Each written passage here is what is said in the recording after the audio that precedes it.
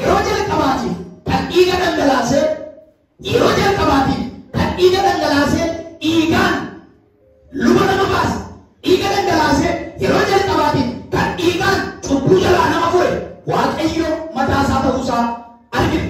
Eessatti seera uumamaa keessatti Addaamiif Hewaan gaafa isaan cubbuu hojjetanii badanii Waaqayyo horii keessaatii jedha horii qulqulluu fuudhee qalee jedha gogaa isaanitti uwwise jedha. Horii gaafa qalamu waan sadiitu ta'a. Tokko dhiiga dhangalaa, lama lubbuutu ba'a, sadii yeroo gogaa irraa baasan foottu mammadaa. Yesuus Kiristoos gaafa dhufe maal ta'e hin dhufe lubbuun keessaa ba'e dhiiga isaa dhangalee foon isaatu mammadaa. Amen. Yesuus Kiristoos anaaf isiniif fayyisuudhaaf akka kanatti jalqaba gaafa dhufu dhiigaan jalqabe Waaqayyo. Ilmaan namaa furuuf dhiigaan jalqabe. Ilmaan namaa fayyisuuf dhiigaan jalqabe. Waaqayyo dhiiga kan dhangalaasee fi jaalala ilmaan namootaaf qaburraa kan ka'e. Ilmaan namootaaf jaalala qabu. Irraa kan ka'e dhiiga dhangalaase. Addaamiif Hewaan waan jaallatuuf horii dhiiga horii dhangalaasee isaaniin qullaa isaanii dhoksu.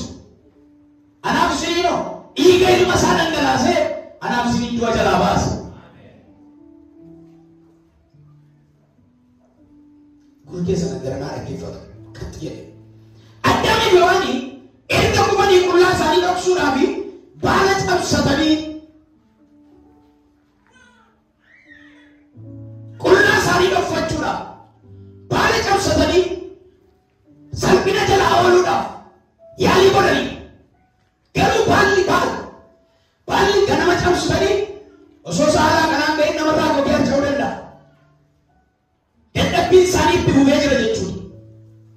Ganama yoo cabsatan baalli kun irrattu ammas qullaa ta'u, ammas baala cabsu, ammas qullaa ta'u, ammas baala cabsu, ammas qullaa ta'u.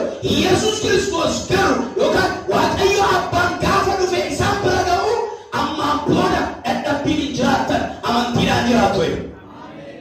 Mee harka kee ol kaasiiti kanaan booda jedhi dubbadoo. Dhiiga Kiristoosiin jedhi. Dadhabbiin utuu hin taane jedhi. Amantiidhaan jiraadhaa jedhi.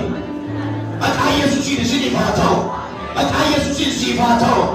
Ati ganama kana namni tokko dhiiga Kiristoosiin qullaa'ee nama haaraa ta'e ba'a.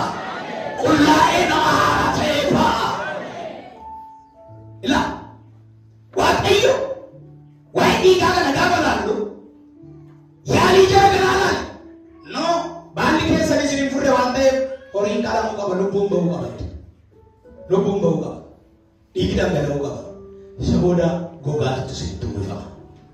Maqaa Waaqayyo haa kabajamu.